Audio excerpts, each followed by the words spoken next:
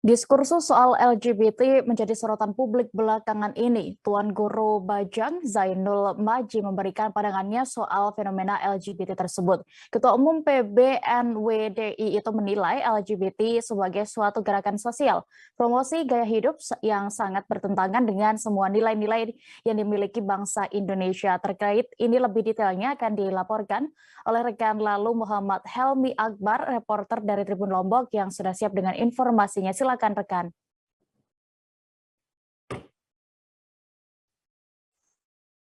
Baik, terima kasih rekan Dea. Saya lalu Muhammad Helmi Akbar mengabarkan langsung dari Lombok, Nusa Tenggara Barat.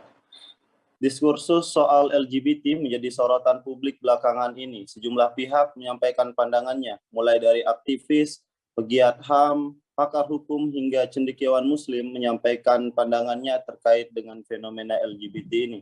Salah satunya cendekiawan Muslim, Tuan Guru Bajang Haji Muhammad Zainul Majdi memberikan pandangannya soal fenomena LGBT ini.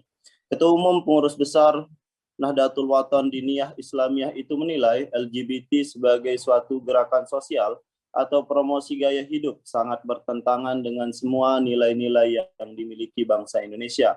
Termasuk juga sangat jauh keluar dari nilai agama dan budaya yang selama ini telah menjadi pedoman berkehidupan, berbangsa, dan bernegara.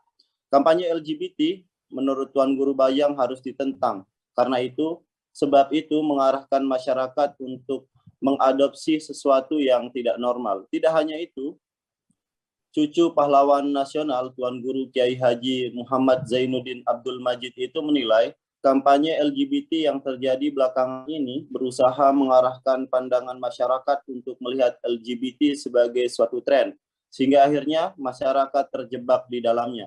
Sebagai suatu gerakan promosi nilai-nilai, tidak boleh ada tempatnya di Indonesia, kata Ketua Organisasi Internasional Alumni Al-Azhar Cabang Indonesia itu. Namun, Dr. Ahli Tafsir Al-Quran itu tidak menampik memang ada manusia, baik laki-laki maupun perempuan, yang memang memiliki kecenderungan atau orientasi seksual yang tidak normal. Dalam kasus ini, Tuan Guru Bajang menyebutkan bahwa realitas tersebut menjadi tanggung jawab bersama untuk disembuhkan.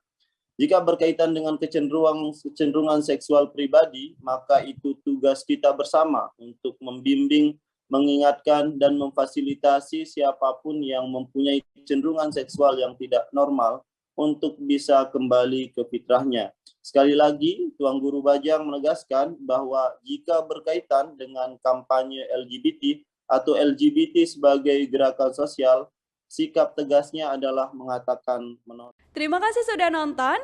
Jangan lupa like, subscribe, dan share ya.